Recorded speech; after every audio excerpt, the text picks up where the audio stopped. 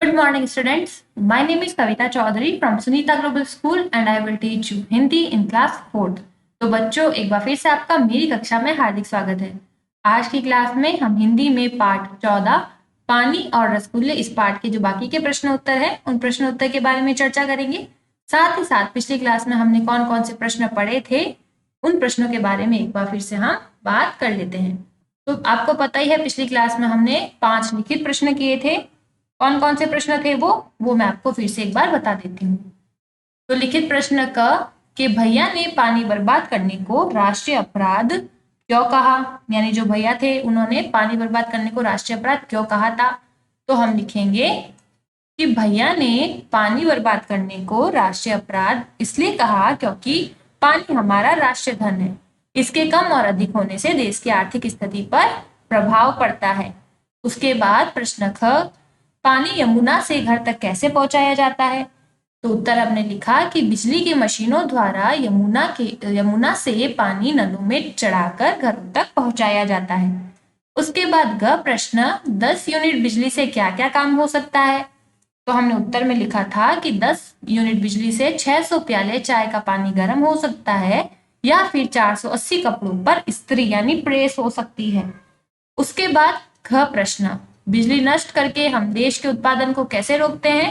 तो हम उत्तर में लिखेंगे कि जो बिजली हमने नष्ट कर दी उसकी जगह धोबी ने कोयले का प्रयोग किया। यदि यह कोयला बचता तो किसान गोबर का प्रयोग ना करता और उसे खेतों में डालकर अधिक अन्न उपजाता। इस तरह हम बिजली को नष्ट करके देश का उत्पादन रोकते हैं। उसके बाद एक लाइन छोड़कर प्रश्न जल ही जीवन है इस विषय पर 2 पंक्तियां लिखो। तो हमने एक पंक्ति तो लिखी कि जल ही जीवन है, अर्थात जल के बिना हम जिंदा नहीं रह सकते। पानी के अतिरिक्त खाना बनाना, नहाना, धोना आदि कार्य जल के बिना नहीं हो सकते। तो ये तो बात हो गई पिछली क्लास की कि हमने पिछली क्लास में कौन कौन से प्रश्न किए थे। अब हम बात करेंगे आगे जो प्रश्न दिए गए हैं उनकी। प्रश्न 3 है अर्थ लिखो। अब आपको यहाँ पर कुछ पंक्तियां दी गई हैं, उन पंक्तियों के आपको क्या करने हैं, अर्थ बताने हैं। जैसे क है कि वे रसगुल्ले लाएंगे तो कहीं भाग थोड़े ही जाएंगे। ये लाइन किसने बोली थी, जो मुन्नो की भाभी थी उन्होंने ये लाइन कही थी।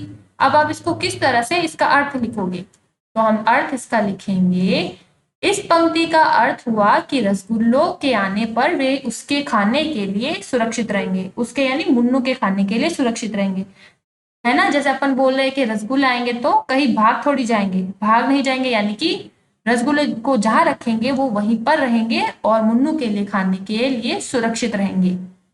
उसके बाद ख लाइन है जो पानी है वो राष्ट्रीय धन है। इस लाइन का अर्थ क्या है। तो हम अर्थ लिखेंगे कि इस पंक्ति का अर्थ यह हुआ कि सरकार राष्ट्रीय धन और संसाधन खर्च करके पानी हमारे घरों तक पहुंचाती है। इस प्रकार पानी हमारा राष्ट्रीय धन हुआ, यानी कि अगर बिजली खरीदनी है तो बिजली खरीदने के लिए भी पैसे लगते हैं और संसाधन क्या खर्च होता है, कोयला खर्च होता है, कोयले से बिजली बनती है।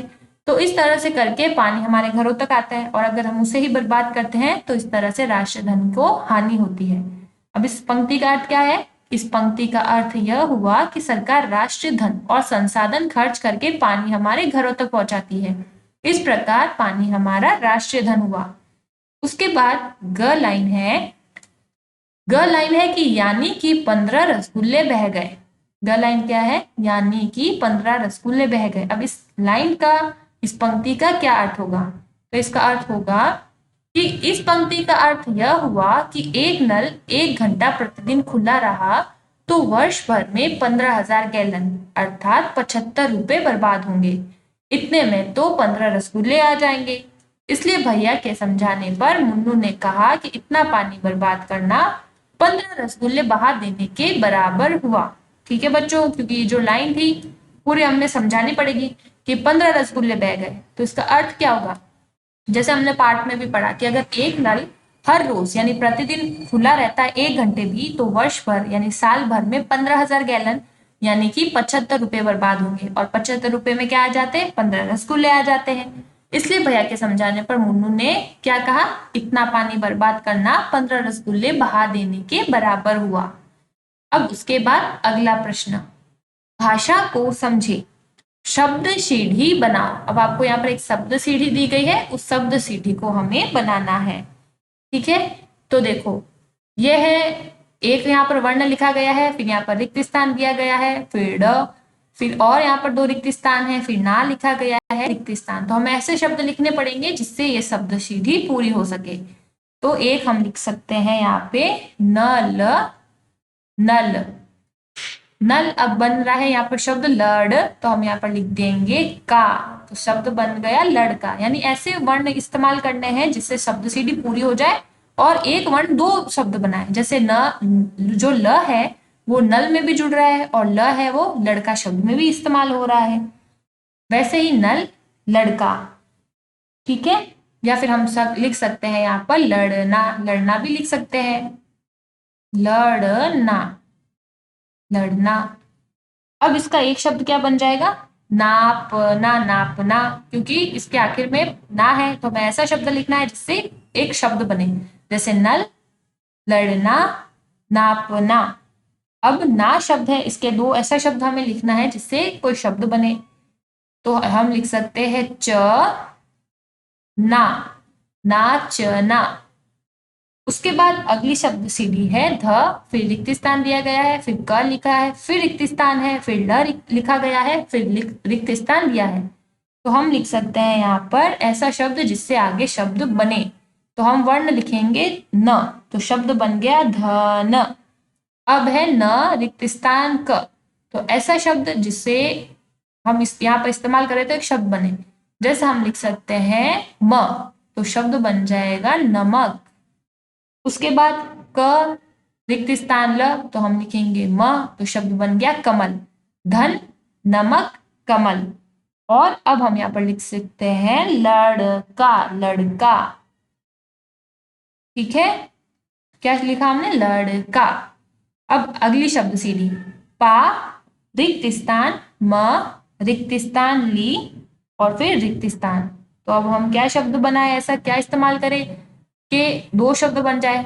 यानी पा को भी जो मतलब पा में भी वो शब्द जोड़ने से पूरा बन जाए, उस वर्ण को जोड़े। तो हम यहाँ पर वर्ण लिख सकते हैं नी, पानी, और एक बन गया नीम। ये क्या है, पानी, पानी और नीम। ये हो जाएगा मछली। और अब बन गया ली, तो ली में ची जोड़ेंगे तो बन जाएगा लीची। तो इस तरह से आपको शब्द सीढ़ी पूरी करनी है। नल, लड़ना, नापना, नाचना। धन, नमक, कमल, लड़का, पानी, नीम, मछली, लीची। ठीक है बच्चों, तो इस तरह से ये शब्द सीढ़ी हमने की और ये प्रश्न आपको अपनी किताब में ही करना है। ठीक है, कॉपी में इस प्रश्न को हम नहीं करेंगे। अब उसके बाद अगला प्रश्न 2, शब्दों को जोड़ों को शब्दों के जोड़ों को शब्द युग्म कहते हैं, जैसे सही गलत। ठीक है, यानी जब दो शब्दों को हम जोड़ कर लिखते हैं, ठीक है जी, तो उसे हम क्या बोलते हैं, शब्द युग्म। जैसे कि सही गलत। अब देखो, जैसे अच्छा बुरा, रुपया पैसा, आस पास, भाग दौड़, सर्दी गर्मी, आधा अधूरा, सही गलत, हंसना रोना। तो इसी तरह से हमें क्या करना है, हमें समान व विपरीत अर्थ वाले जोड़े उचित स्थान पर लिखो। यानी समान अर्थ वाले, यानी रुपया यानी और पैसा, दोनों का अर्थ ही मनी होता है। चाहे रुपया कहो चाहे पैसा कहो, अर्थ क्या है इसका, पैसे से है यानी मनी से है। पर विपरीत अर्थ यानी विलोम शब्द, अच्छा, एक चीज अच्छी है तो कोई बुरी है, तो अच्छा बुरा। तो वैसे ही हमें क्या करना है, समान अर्थ वाले शब्द लिखने हैं, जैसे रुपया, पैसा। और हम अब लिखेंगे यहाँ पर समान अर्थ वाले, आस पास, ऊपर से ही ढूंढकर आपको लिखना है। तो हम एक शब्द लिख देंगे आस पास। आस और पास का मतलब निकट, दोनों का ये अर्थ क्या है, निकट। और हम लिख सकते हैं आधा अधूरा। तो आधा कहो चाहे अधूरा, काम पूरा नहीं हुआ है, तो हम चाहे आधा कहो चाहे अधूरा कहो, आधा अधूरा।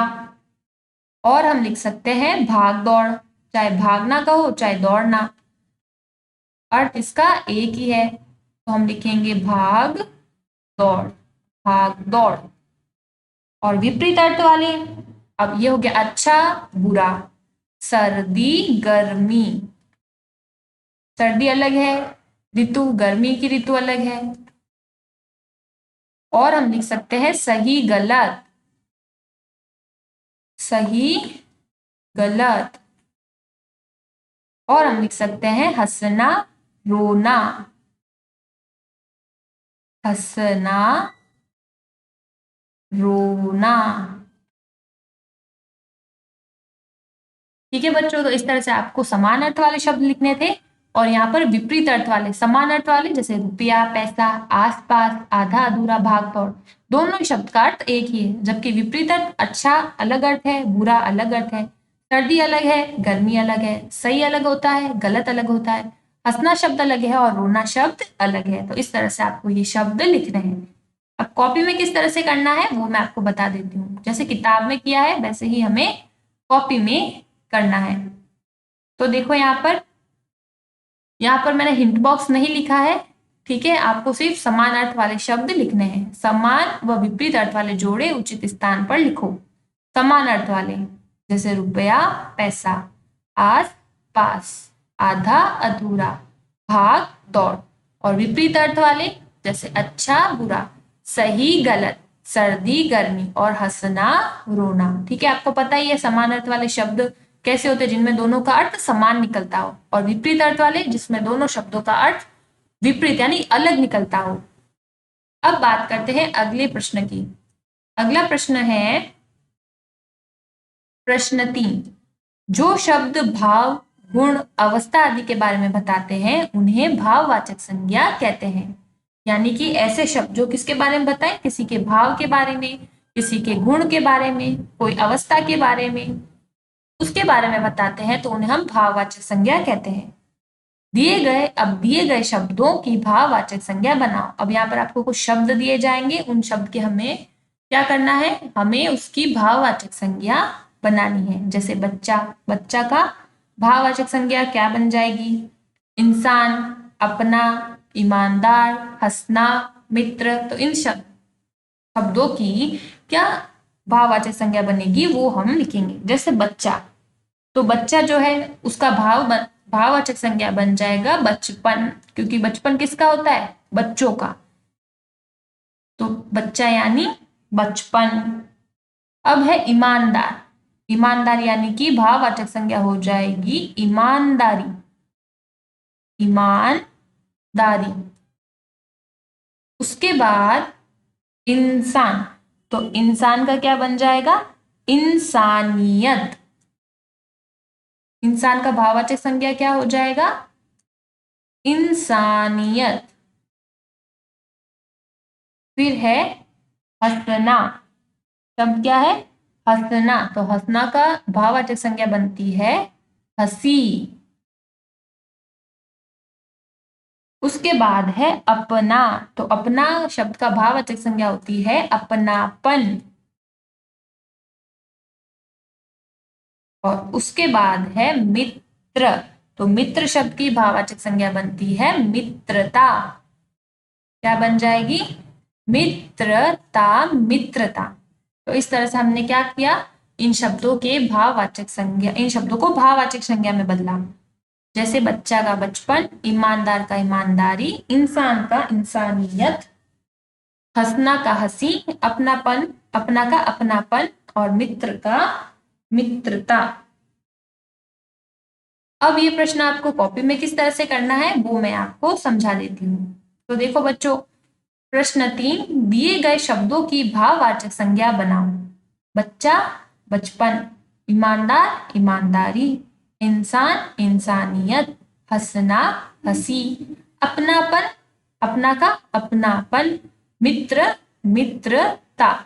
ठीक है बच्चों, तो इस तरह से आज की क्लास में हमने कौन कौन से प्रश्न किए, एक बार फिर से उसके बारे में चर्चा कर लेते हैं, और मैं आपको बता देती हूँ कि किस तरह से आपको काम करना है। तो लिखित प्रश्न होने के बाद कक्षा कार्य लिखकर प्रश्न 3 लिखना, अर्थ लिखो। फिर क लाइन है यानी क पंक्ति है, वे रसगुल्ले लाएंगे तो कहीं भाग थोड़े ही जाएंगे। उत्तर इसका हो जाएगा, इस पंक्ति का अर्थ हुआ कि रसगुल्लों के आने पर वे उसके खाने के लिए सुरक्षित रहेंगे। उसके बाद एक लाइन छोड़कर ख प्रश्न, पानी राष्ट्रीय धन है। उत्तर हम लिखेंगे, इस पंक्ति का अर्थ यह हुआ कि सरकार राष्ट्रीय धन और संसाधन खर्च करके पानी हमारे घरों तक पहुंचाती है। इस प्रकार पानी हमारा राष्ट्रीय धन हुआ। फिर एक लाइन छोड़कर ग प्रश्न यानी ग पंक्ति यानी कि 15 रसगुल्ले बह गए। तो हम उत्तर में लिखेंगे कि इस पंक्ति का यह अर्थ हुआ कि एक नल 1 घंटा प्रतिदिन खुला रहे तो वर्ष भर में 15,000 गैलन अर्थात 75 रुपए बर्बाद होंगे। इतने में तो 15 रसगुल्ले आ जाएंगे। इसलिए भैया के समझाने पर मुन्नू ने कहा कि इतना पानी बर्बाद करना 15 रसगुल्ले बहा देने के बराबर हुआ। उसके बाद प्रश्न 2, ठीक है, वैसे आपको शब्द सीढ़ी वाला प्रश्न करना था जो आपको सिर्फ किताब में ही करना है।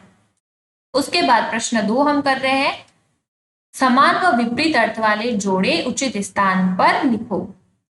ठीक है, अब देखो, एक है रुपया, पैसा, समान अर्थ यानी रुपया पैसा, दूसरा है आस पास, तीसरा हो जाएगा समान अर्थ आधा अधूरा और चौथा है भाग दौड़। सभी का अर्थ एक है, जबकि विपरीत अर्थ जिनमें दोनों शब्दों का अर्थ अलग अलग हो, जैसे अच्छा बुरा, सही गलत, सर्दी गर्मी, हंसना रोना। उसके बाद एक लाइन छोड़कर तीसरा प्रश्न लिखना, दिए गए शब्दों की भाववाचक संज्ञा बनाओ। जैसे बच्चा का भाववाचक संज्ञा क्या होती है, बचपन। ईमानदार शब्द का भाववाचक संज्ञा क्या होती है, ईमानदारी। इंसान शब्द का जो इंसान शब्द है उसकी भाववाचक संज्ञा क्या होगी, इंसानियत। फिर है हंसना, हंसना शब्द की भाववाचक संज्ञा होती है हंसी। पांचवा है अपना, इस शब्द का क्या हो जाएगा, भाववाचक संज्ञा अपनापन। और मित्र, इस शब्द की भाववाचक संज्ञा हो जाएगी मित्रता। तो इस तरह से आज की क्लास में आपको इतने ही प्रश्न करने हैं। नेक्स्ट क्लास में हम बाकी के जो प्रश्न बच गए हैं उन प्रश्न के बारे में चर्चा करेंगे। तो बच्चों, मैं आशा करूंगी कि आज की क्लास में मैंने आपको जो प्रश्न उत्तर करवाए हैं वो आपको अच्छे से समझ आए होंगे। काम करने का तरीका भी आपको ठीक से समझ आ गया होगा। आज की क्लास में इतना ही बच्चों, मिलते हैं अगली क्लास में, तब तक के लिए धन्यवाद।